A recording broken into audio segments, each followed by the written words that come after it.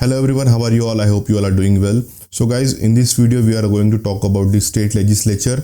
In our previous video, we already discussed about the union legislature, that is Rajya Sabha and the Lok Sabha.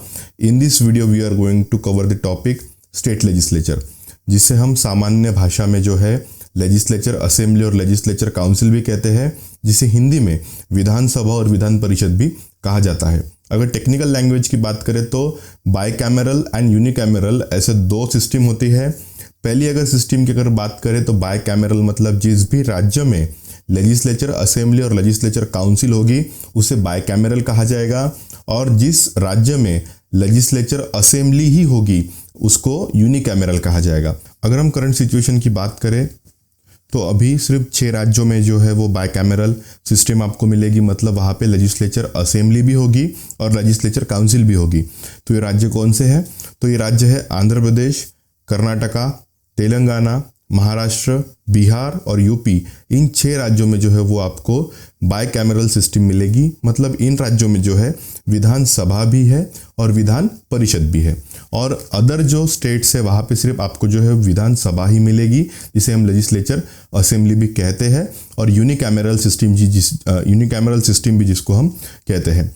Legislature assembly की अगर हम बात करें, इसका composition देखें तो मिनिमम 60 सीट्स जो है इसमें होनी चाहिए और मैक्सिमम 500 सीट्स जो है इसमें रह सकती है। इसके जो मेंबर का इलेक्शन होता है तो ये directly elected by the people होते हैं, डायरेक्ट लोग इनको चुनते हैं और उसके बाद इनका जो है वो गठन होता है। इसी के साथ अगर इनकी टेन्योर की अगर हम बात करें तो 5 साल का इनका जो है वो टेन्योर होता है, कार्यकाल जो है वो 5 साल का होता है। इसी के साथ अगर हम लेजिस्लेटिव काउंसिल की बात करें तो जिसका जो कंपोजिशन है वो थोड़ा टिपिकल है, लेकिन वो भी हम देखते हैं। जो टोटल स्ट्रेंथ होनी चाहिए लेजिस्लेटिव काउंसिल की वो 1/3 ऑफ द लेजिस्लेटिव असेंबली होनी चाहिए, मतलब 1/3 मेंबर जो है टोटल स्ट्रेंथ इसकी रह सकती है एज ऑफ जो आपकी विधान सभा है उससे 1/3 ही मेंबर जो है वो लेजिस्लेटिव काउंसिल में हो सकते हैं। इसके जो मेंबर्स है वो नॉट लेस देन 40 होने चाहिए, मतलब कम से कम 40 मेंबर इसमें होने चाहिए।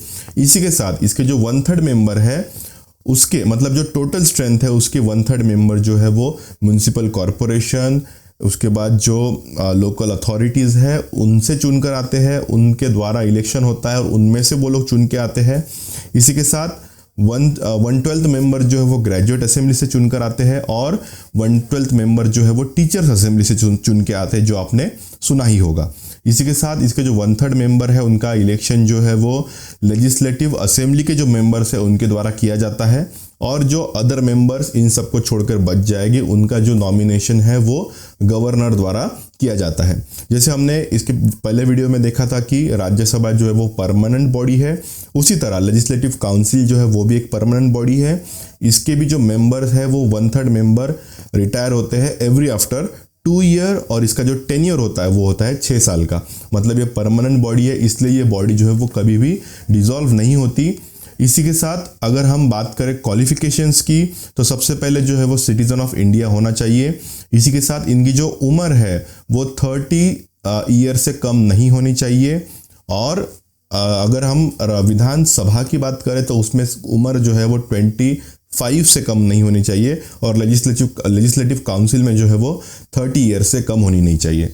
अगर हम डिस्क्वालिफिकेशन की बात करें तो जैसे हमने लोकसभा और राज्यसभा में भी देखा था, तो इनका जो डिस्क्वालिफिकेशन है वो तब हो सकता है अगर ये कोई भी ऑफिस ऑफ प्रॉफिट होल्ड करते हैं, अगर जो मेंबर है वो अनसाउंड माइंड है, जिसे हम जिसकी दिमागी हालत ठीक नहीं है ऐसा हम कह सकते हैं, अगर वो उस तरीके के मेंबर है तो भी उनका जो है डिस्क्वालिफिकेशन किया जा सकता है।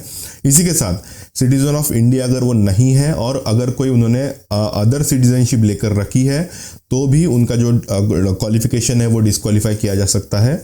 और अगर कोई पार्लियामेंट लॉ पास करती है according to the article 191 of the Indian constitution तो भी जो है इनका डिस्क्वालिफिकेशन किया जा सकता है। तो दोस्तों ये था स्टेट लेजिस्लेचर के बारे में। जैसे हमने इसके पहले यूनियन लेजिस्लेचर देखा था, उसी तरह ये स्टेट लेजिस्लेचर भी है। आई होप आपको ये सारी चीज़ें जो है वो ध्यान में आई होगी। इसी सारे तरीके के टॉपिक्स के लिए हमारे यूट्यूब चैनल को सब्सक्राइब करना ना भूलें। Thank you, have a nice time.